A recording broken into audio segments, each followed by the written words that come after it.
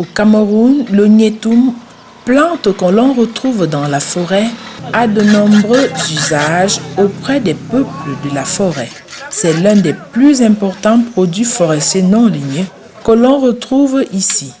Cette liane nourrissante est localement appelée hérou dans la zone anglophone, okok dans les tribus Béti et koko dans la région de l'Est, Cameroun.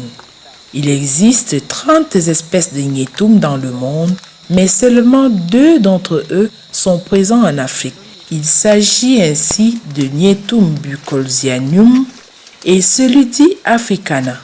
Au Cameroun, dans les régions forestières, le Gnétoum africana est le plus consommé dans les plats et sert également de médicament dans certains villages. Du fait des changements climatiques et de sa surexploitation dans nos forêts, cette plante nutritive disparaît peu à peu dans les forêts. Il faut aller un peu loin et pour trouver. Pour ceux qui vendent, parce qu'il y a même les hommes qui vont avec leurs femmes, c'est peut-être pour 2 ou 3 jours. Et c'est vraiment loin du village. Là où ils vont comme ça 2 ou 3 jours, ils dorment.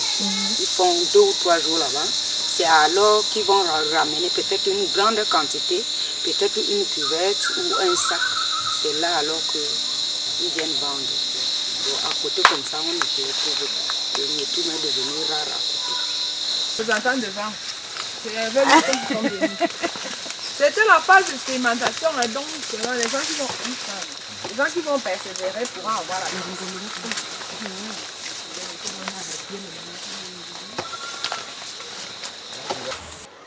Dans le cadre du projet Forêt du bassin du Congo et adaptation au changement climatique, le Centre pour la recherche forestière internationale a initié dans plusieurs régions forestières du Cameroun des projets agricoles concernant les produits forestiers non ligneux tels que le coq et le champignon, ainsi que des cultures améliorées telles que le manioc.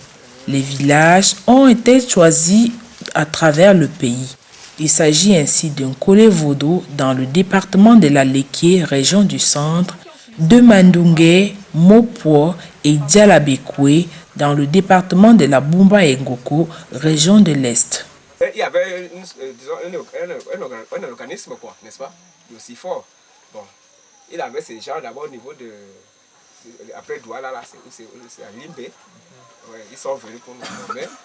Ils étaient ici, ils nous ont amenés, nous sommes partis vers l'autre côté de la route Molundu. On a fait 3 jours là-bas de formation. Vers Mandungue, près de 6 km de la ville du centre de Kadoumou. On a fait 3 jours de formation. Premier jour, la formation sur d'abord qu'est-ce que le Gnétoum, le coq. Bon, deuxième jour, bon, comment cultiver, quelle est l'importance de tout cela. Bon, le troisième jour, nous étions maintenant sur la fabrication des propagateurs. Et puis, comment avoir la cueille. Nous sommes allés même en forêt, cueillir les feuilles pour venir vraiment faire les rejetons de ça. Je sais, qu'est-ce qu'on appelait même la pépinière, voilà, dans le propagateur. Le propagateur là. Bon, alors nous sommes venus, le troisième jour là, ils nous ont formés tous. Bon, et ils nous ont même amené, quand il fallait construire chaque propagateur avec la toiture ici, il fallait aller dans chaque village. Bon, le premier village qu'on a été formé dedans, là, donc, à Mandungela, on a construit et les propagateurs et le hangar. Bon, maintenant, le second jour, nous étions tous dispersés parce qu'il fallait qu'on amène disons, si c'est pour nous, on nous amène ici dans notre village, ils viennent nous former ici, on rassemble aussi la population pour qu'ils soient formés avec nous ensemble. Donc c'est comme ça que nous étions formés. Un de ces projets importants concerne surtout la domestication du Gnétoum africana. La population est prête pour s'y adhérer. La population est tellement prête. Bon, sauf quelques cas de difficultés qui nous perturbent un peu là. Bon, vous voyez, comme nous, on est souvent un peu départagés. Nous avons des champs de cacao. Bon, on y va, on peut faire 2-3 mois et c'est à 7-6 km du village. c'est ça qui perturbe un peu la chose, oui. On est vraiment prêt. La population est prête à s'adhérer. Au cours de ces 2 dernières années, les enseignements reçus par les populations dans ces villages concernaient l'apprentissage des techniques de culture du Ngetoum en particulier.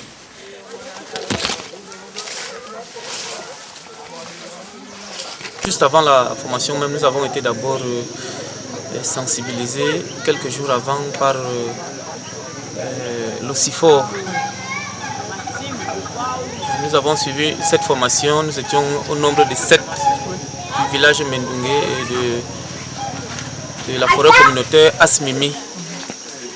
La formation a regroupé 3 villages, chaque village avec pour 7 membres. Nous étions au nombre de 21.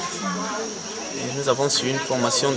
La formation a duré 3 jours, spécialement basée sur le Ngetoum. Nous avons eu à la fin, nous avons fini par le propagateur, par la construction d'un propagateur et tout le suivi. Dont le propagateur se retrouve chez le président de la forêt Asmimi, nommé Langel. Plus d'1 an après, les premiers résultats sont visibles sur le terrain. Et à travers les villages concernés par ce projet, l'on peut enfin voir les plantes du Ngetoum que l'on vient de mettre sous terre germer. Nous-mêmes, non?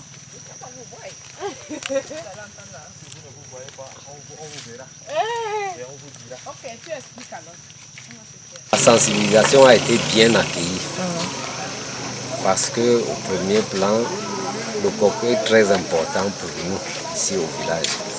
Ça se mange, ça traite, ça nourrit aussi l'espèce animale en forêt. Et puis, comme ça se fait déjà un peu rise, ça se vend.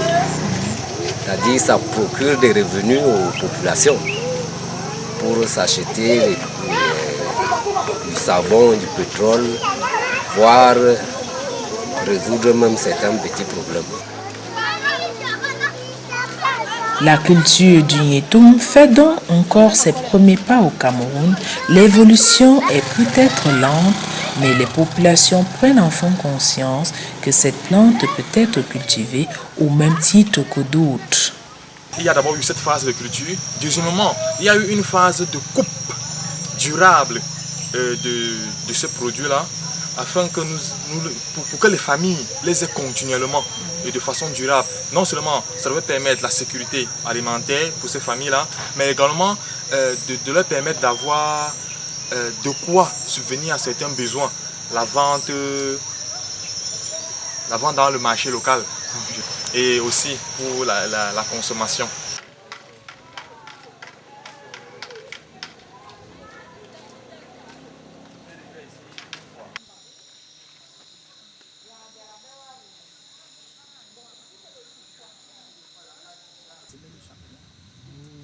Bon, ici, c'est plutôt le manioc qu'on avait apporté. Juste, je partais au main, tel qu'ici. L'autre, c'est comme ça. Bon, c'est ici. Les premiers plans là, ça n'a pas pu tenir. Et voilà aussi ici.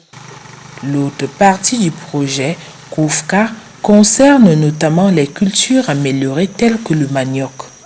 En Kolevodo dans la Liké et à Mendungé dans le département de la Bumba et Ngoko, certains paysans ont ainsi reçu des boutures de manioc en début d'année 2011. Plus de 6 mois plus tard, en octobre 2011, les résultats sont déjà probants. Les feuilles de manioc ont grandi et déjà les premières tubercules de manioc seront arrachées puis mangées d'ici peu.